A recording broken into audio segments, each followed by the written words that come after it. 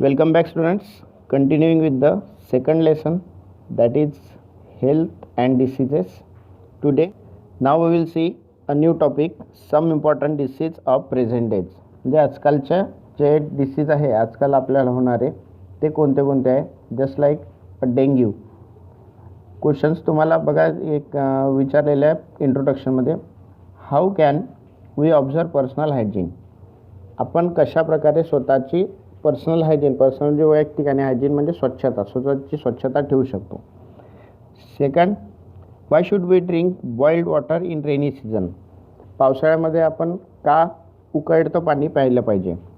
And why the clean hands drive is run in school. Clean hands drive म्हणजे हँडवॉशची जी drive आहे, म्हणजे हँडवॉशचा जो उपक्रम आहे तो आपण शाळांमध्ये का राबवत असतो. तर याची सगळ्याची माहिती आपल्याला या इंट्रोडक्शनमध्ये आणि टॉपिक बाय टॉपिक घ्यायची आहे. First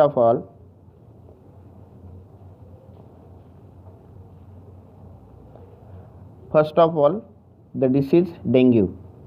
mosquitoes lay the eggs in waterlogged places and nearby their population increases. Different species of mosquitoes spread different diseases.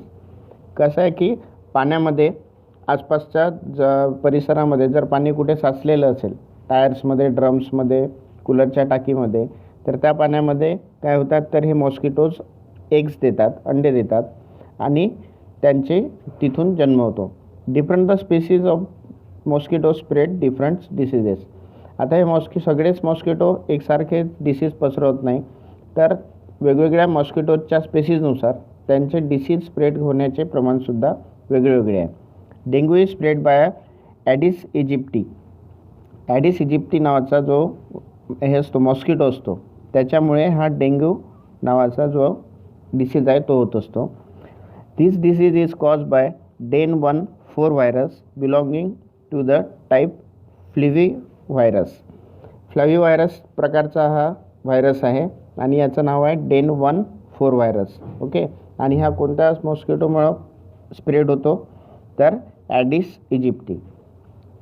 Now we will see the symptoms of dengue.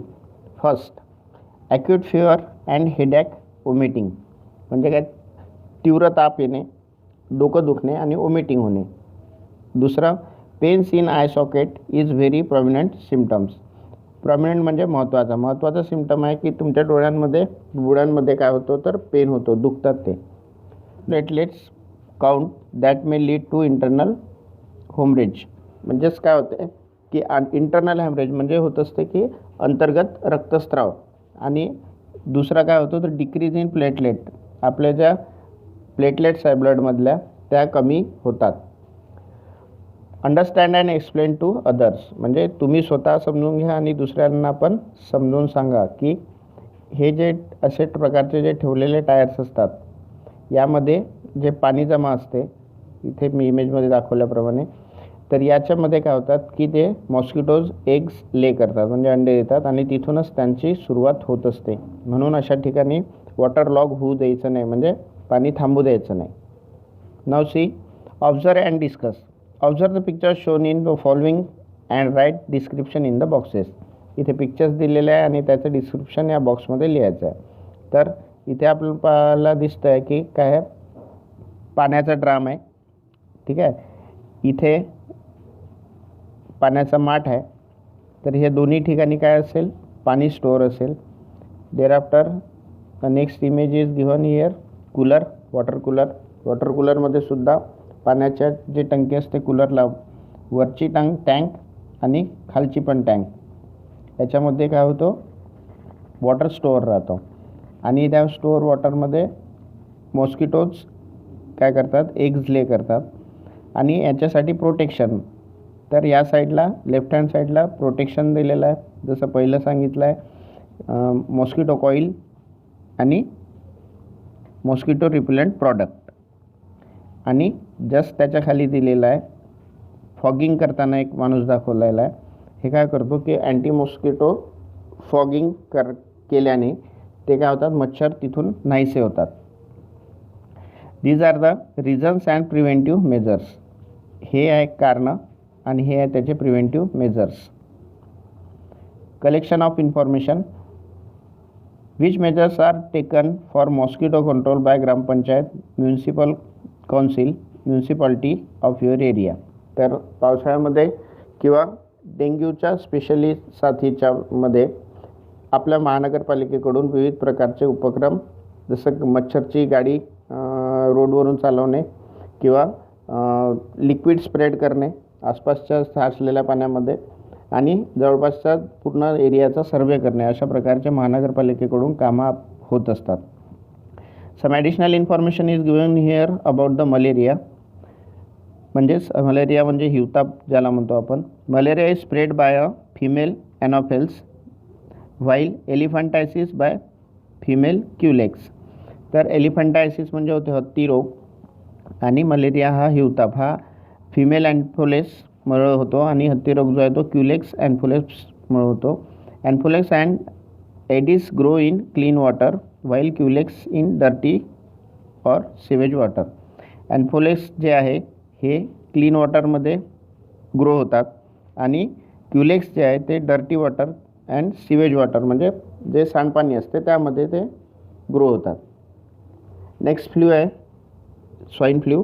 Reason of infection. कशा प्रकारे आपल्याला swine फ्लूचं infection होते आणि आपल्याला तो disease होतो. पहिला, infection for swine flu occurs through pigs and humans. Pigs म्हणजे जे डुक्कर असतात, काही लोकांच्या व्यवसायामध्ये त्यांचा वापर केला जातो. तर अशा पिग्समुळं आणि ह्युमन्समुळं ते काय होऊ शकतात, इन्फेक्शन होतो. Virus of swine flu are spread through secretion of nose, throat and saliva. याचा जो व्हायरस असतो स्वाईन फ्लूचा तो नोज म्हणजे नाकावाटे, थ्रोट म्हणजे तोंडावाटे आणि सलायवा म्हणजे थुंकीवाटे स्प्रेड होऊ शकतात. Now we will see what are the symptoms of swine flu. कोणकोणते सिम्पटम आहे स्वाईन फ्लूचे. तर डिफिकल्टी इन ब्रीथिंग म्हणजे श्वास घ्यायला त्रास होणे आणि नेक्स्ट दिलेला आहे सोअर थ्रोट, बॉडी पेन्स, घसा खवखवणे आणि बॉडी पेन म्हणजे अंग दुखणे. Now we will see diagnosis of swine flu, की स्वाईन फ्लू झालेला आहे हे कसं डायग्नोस करायचं म्हणजे निदान कसं लावायचं. For a diagnosis of swine flu liquid from throat of patient is sent in a laboratory. लॅबोरेटरीमध्ये जे इन्फेक्टेड पेशंट आहे त्या पेशंटच्या सलायवाचं सॅम्पल हे पाठवले जाते आणि ते डायग्नोस केलं जातं. Diagnostic facilities are available in National Institute of Virology. NIVG आहे पुण्याला, नॅशनल इन्स्टिट्यूट ऑफ व्हायरोलॉजी, तिथे हे सॅम्पल्स टेस्ट केल्या जातात. Again and national Institute of communicable disease NICD Delhi, आणि दिल्लीला पण national Institute of communicable disease आहेत, तिथे सुद्धा याचे सॅम्पल टेस्ट केले जातात. Do you know first case of swine flu was reported in Mexico in year 2009. सर्वात पहिला पेशंट जो आहे स्वाईन फ्लूचा कुठे मेक्सिको या शहरामध्ये मिळाला आणि 2009मध्ये मिळाला. Swine flu is cause bye a virus influenza A H1N1. तर व्हायरसचं नाव आहे व्हायरस इन्फ्लुएन्झा A H1N1. या व्हायरसपासून हा स्वाईन फ्लू होत असतो. Person who come in contact with pigs can contract this disease. ज्या व्यक्तीचा संपर्क पिग्ससोबत आलेला आहे असे लोक इन्फेक्टेड होऊ शकतात swine फ्लूमुळे.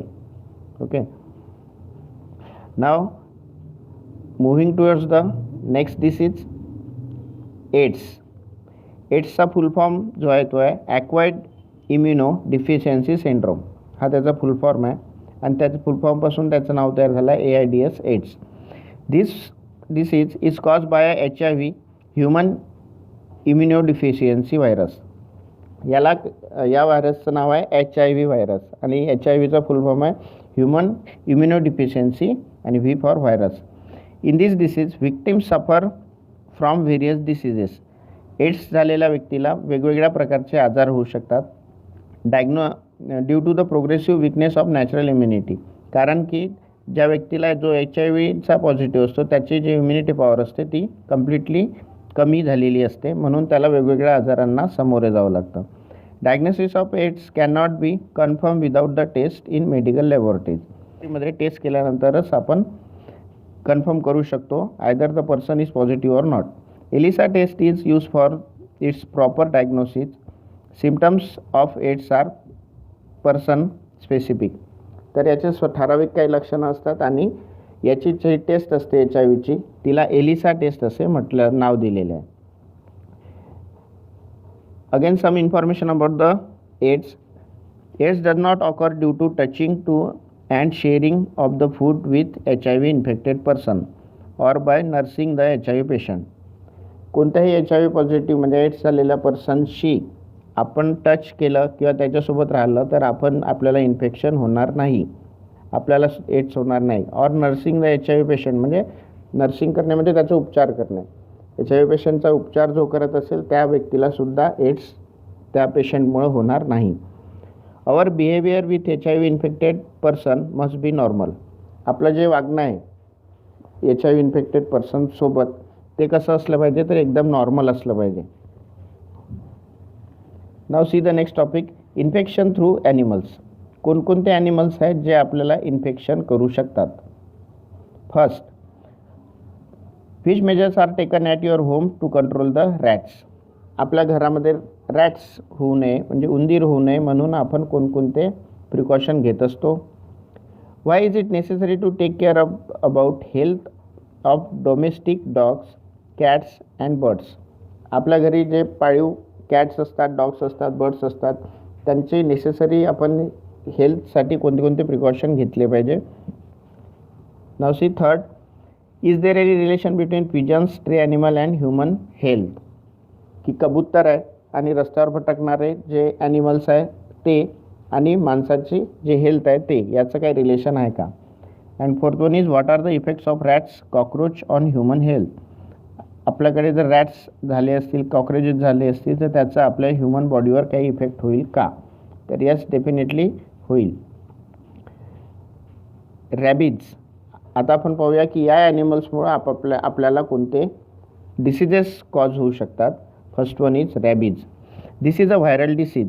It occurs due to the bite of the infected dog, rabbit or monkey, cat etcetera.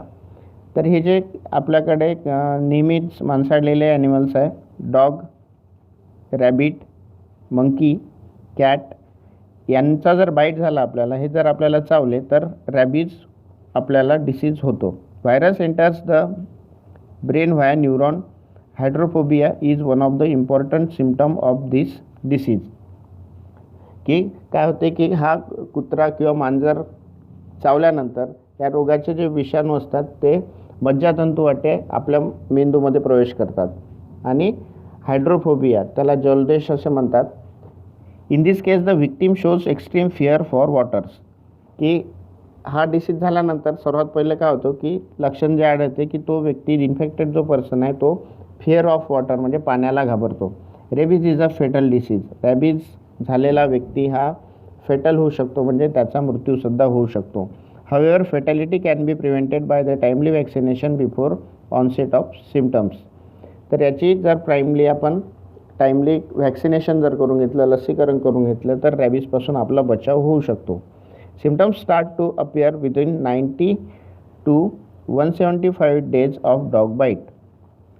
Dog bite झाल्यानंतर, कुत्रा झाल्यानंतर 90 ते 90 to 175 डेजच्या आतमध्ये आपल्याला याचे जे सिम्पटम्स आहेत ते सुरू होतात. सिम्पटम्स काय काय ते पाहणार आपण. Fever for 2 to 12 weeks. आपल्याला सतत 2 to 12 वीक्सपर्यंत ताप असू शकतो. Exaggeration in behaviour.